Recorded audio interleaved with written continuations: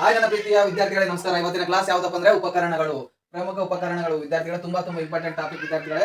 ಈ ಒಂದು ಉಪಕರಣಗಳನ್ನು ಇನ್ನೊಂದು ಹೆಸರು ಏನಪ್ಪ ಅಂದ್ರೆ ಸಾಧನಗಳು ಎಂದು ಕರೆಯುತ್ತೇವೆ. ಸಾಧನಗಳು ವಿದ್ಯಾರ್ಥಿಗಳೇ.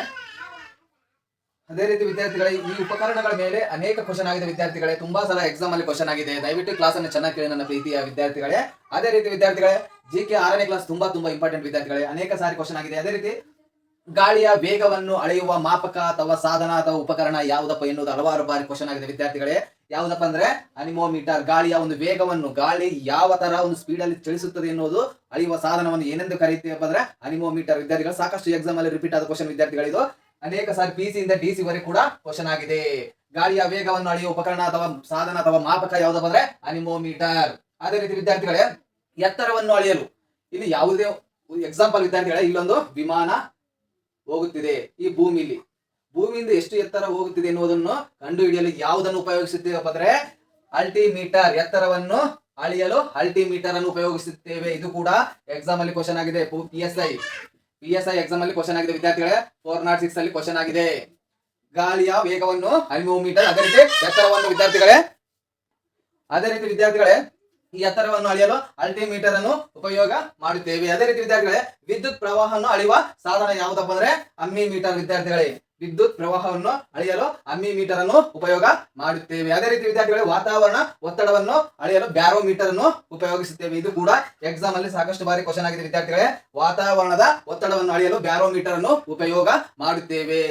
ಅದೇ ರೀತಿ ಹಾರಾಡುವ ವಸ್ತುಗಳನ್ನು ಅಳೆಯಲು, ಹಾರಾಡುವ ವಸ್ತುಗಳನ್ನಂದ್ರೆ ಜೆಟ್ ವಿಮಾನ ಅಥವಾ ಯುದ್ಧ ವಿಮಾನ ಅಥವಾ ಜೆಟ್ ವಿಮಾನ.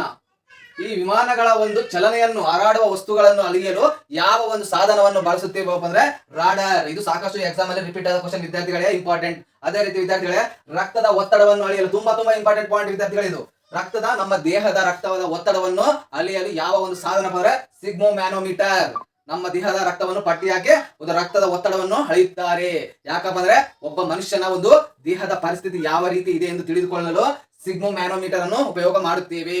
ರಕ್ತದ ಒತ್ತಡವನ್ನು ಅಳೆಯಲು ಸಿಗ್ಮೋಮ್ಯಾನೋಮೀಟರ್. ಇದು ಕೂಡ ಸಾಕಷ್ಟು ಎಕ್ಸಾಮ್ ಅಲ್ಲಿ ಪೊಲೀಸ್ ಕಾನ್ಸ್ಟೇಬಲ್ ಅಲ್ಲಿ ಹಲವಾರು ಸಲ ರಿಪೀಟ್ ಆಗಿದೆ.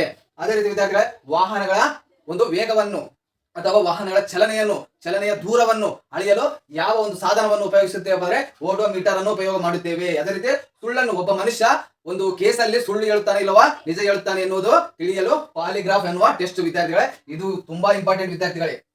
ಇದು ಸುಪ್ರೀಂ ಕೋರ್ಟ್ ಅಥವಾ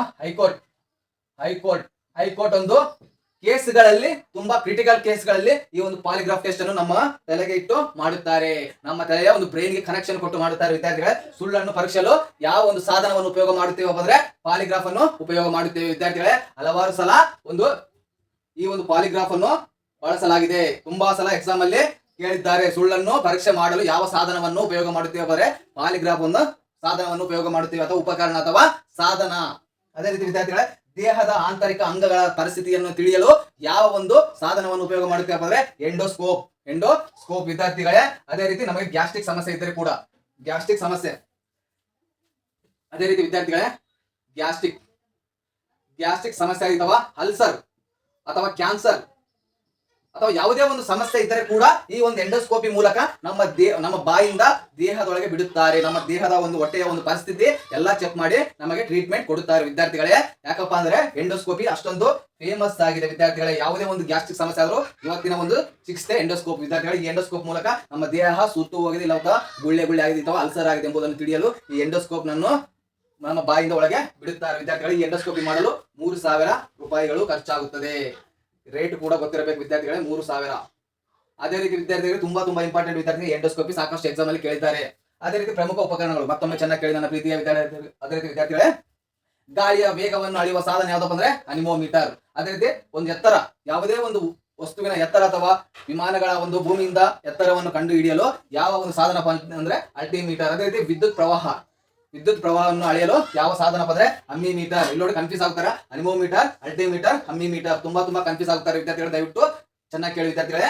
ಗಾಳಿಯ ವೇಗ ಅನಿಮೋಮೀಟರ್, ಎತ್ತರ ಅಲ್ಟಿಮೀಟರ್, ಅದೇ ರೀತಿ ವಿದ್ಯುತ್ ಪ್ರವಾಹ ಅಮ್ಮಿಮೀಟರ್. ಅದೇ ರೀತಿ ವಿದ್ಯಾರ್ಥಿ ವಾತಾವರಣದ ಒತ್ತಡವನ್ನು ಬ್ಯಾರೋಮೀಟರ್ ಇಂದ ಅಳೆಯುತ್ತೇವೆ. ನಮಗೆ ಇವಾಗ ಯಾವುದೇ ಒಂದು ಸ್ಥಳದಲ್ಲಿ ಮಳೆ ಬಿದ್ದರೆ ಇಲ್ಲಿ ಆ ಒಂದು ಒತ್ತಡ ಅಂದ್ರೆ ಆ ಒಂದು ಆರ್ದ್ರತೆ ವಿದ್ಯಾರ್ಥಿಗಳೇ ಒತ್ತಡವನ್ನು ಅಳೆಯಲು ಬ್ಯಾರೋಮೀಟರ್ ಅನ್ನು ಬಳಸುತ್ತೇವೆ. ಅದೇ ರೀತಿ ಹಾರಾಡುವ ವಸ್ತುಗಳನ್ನು ಅಳೆಯಲು ಎಕ್ಸಾಂಪಲ್ ಆಗಿ ವಿಮಾನ, ಜೆಟ್ ವಿಮಾನ, ಯುದ್ಧ ವಿಮಾನ ಯಾವ ತರ ಚಲಿಸುತ್ತದೆ ಎಂಬುದನ್ನು ತಿಳಿಯಲು ರಾಡಾರ್ ಎಂಬ ಸಾಧನವನ್ನು ಬಳಸುತ್ತೇವೆ. ಅದೇ ರೀತಿ ರಕ್ತದ ಒತ್ತಡವನ್ನು ಸಿಗ್ಮೋ ಮ್ಯಾನೋಮೀಟರ್ ಇಂದ ರಕ್ತದ ಒತ್ತಡವನ್ನು ಅಳೆಯುತ್ತೇವೆ.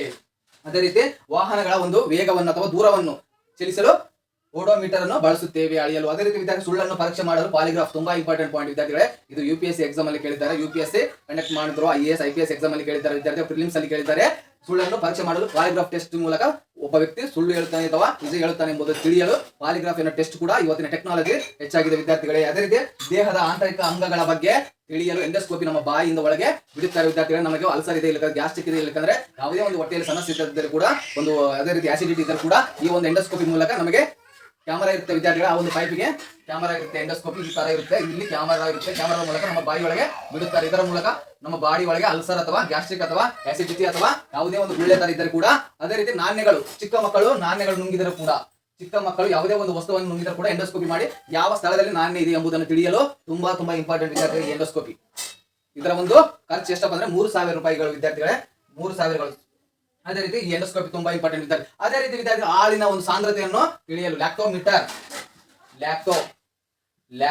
ವಿದ್ಯಾರ್ಥಿಗಳೇ, ಲ್ಯಾಕ್ಟೋಮೀಟರ್ ಹಾಲಿನ ಒಂದು ಸಾಂದ್ರತೆಯನ್ನು ತಿಳಿಯಲು ಲ್ಯಾಕ್ಟೋಮೀಟರ್ ಅನ್ನು ಉಪಯೋಗ ಮಾಡುತ್ತೇವೆ. ತುಂಬಾ ಇಂಪಾರ್ಟೆಂಟ್ ಪಾಯಿಂಟ್ ವಿದ್ಯಾರ್ಥಿಗಳು. ಇವೆಲ್ಲ ಹಿಂದೆ ನಡೆದ ಕ್ವಶನ್ಗಳು ವಿದ್ಯಾರ್ಥಿಗಳು, ಹಿಂದೆ ನಡೆದ ಪರೀಕ್ಷೆಯಲ್ಲಿ ಬಂದ ಕ್ವಶನ್ಗಳು ವಿದ್ಯಾರ್ಥಿಗಳೇ. ದಯವಿಟ್ಟು ಇವೇ ಎಕ್ಸಾಮ್ ಅಲ್ಲಿ ರಿಪೀಟ್ ಆಗುವ ಕ್ವಶನ್ಗಳು ವಿದ್ಯಾರ್ಥಿಗಳು. ಇವೇ ಹಿಂದೆ ನಡೆದ ಕ್ವಶನ್ಗಳೇ ಮುಂದೆ ಬರುವ ಚಾನ್ಸಸ್ 100% ಇದೆ ವಿದ್ಯಾರ್ಥಿಗಳೇ. ಅದೇ ರೀತಿ ವಿದ್ಯಾರ್ಥಿಗಳು ತುಂಬಾ ಸಲ ರಿಪೀಟ್ ಆದ ಕ್ವಶನ್ಗಳು, ತುಂಬಾ ಇಂಪಾರ್ಟೆಂಟ್ ಟಾಪಿಕ್ ವಿದ್ಯಾರ್ಥಿಗಳು. ಇದು ಉಪಕರಣಗಳ ಮೇಲೆ ಒಂದು ಕ್ವಶನ್ ಫಿಕ್ಸ್ ಇರುತ್ತೆ ವಿದ್ಯಾರ್ಥಿಗಳೇ, ಒಂದು ಕ್ವಶನ್ ಫಿಕ್ಸ್ ಇರುತ್ತೆ. ಅದರಿಂದ ದಯವಿಟ್ಟು ಕ್ಲಾಸ್ ಅನ್ನು ಚೆನ್ನಾಗಿ ನೋಡಿ ವಿದ್ಯಾರ್ಥಿಗಳೇ. ಅದರಿಂದ ನೋಟ್ಸ್ ಅನ್ನು ಮಾಡ್ಕೊಳ್ಳಿ, ದಯವಿಟ್ಟು ನೋಟ್ಸ್ ಅನ್ನು ಮಾಡ್ಕೊಳ್ಳಿ ವಿದ್ಯಾರ್ಥಿಗಳೇ. ಇಂಥ ಕ್ಲಾಸ್ ಎಲ್ಲಿ ಸಿಗಲ್ಲ ವಿದ್ಯಾರ್ಥಿ, ಯಾಕಂದ್ರೆ ನಾನು ಅನೇಕ ಬುಕ್ ರೆಫರ್ ಮಾಡಿ, ಅನೇಕ ಕ್ವಶನ್ ಪೇಪರ್ ರೆಫರ್ ಮಾಡಿ ಈ ಕ್ಲಾಸ್ ಮಾಡಕತ್ತೀನಿ ವಿದ್ಯಾರ್ಥಿಗಳು. ಈ ಕ್ಲಾಸ್ ಅನ್ನು ದಯವಿಟ್ಟು ಉಪಯೋಗ ಮಾಡ್ಕೊಳ್ಳಿ ವಿದ್ಯಾರ್ಥಿಗಳೇ. ಅದೇ ರೀತಿ ಈ ಕ್ಲಾಸ್ ಇಲ್ಲಿಗೆ ಮುಕ್ತಾಯವಾಗುತ್ತೆ. ಕ್ಲಾಸ್ ಇಷ್ಟವಾದರೆ ಒಂದು ಲೈಕ್ ಮಾಡಿ ವಿದ್ಯಾರ್ಥಿಗಳೇ, ದಯವಿಟ್ಟು ಶೇರ್ ಮಾಡಿ ವಿದ್ಯಾರ್ಥಿಗಳೇ. ಶೇರ್ ಮಾಡುವ ಮೂಲಕ ಅನೇಕ ವಿದ್ಯಾರ್ಥಿಗಳಿಗೆ ಹೆಲ್ಪ್ ಆಗುತ್ತೆ ವಿದ್ಯಾರ್ಥಿಗಳೇ. ಆದ್ದರಿಂದ ಇಲ್ಲಿಗೆ ಈ ಒಂದು GK 6ನೇ ಕ್ಲಾಸ್ ಮುಕ್ತಾಯವಾಗುತ್ತದೆ.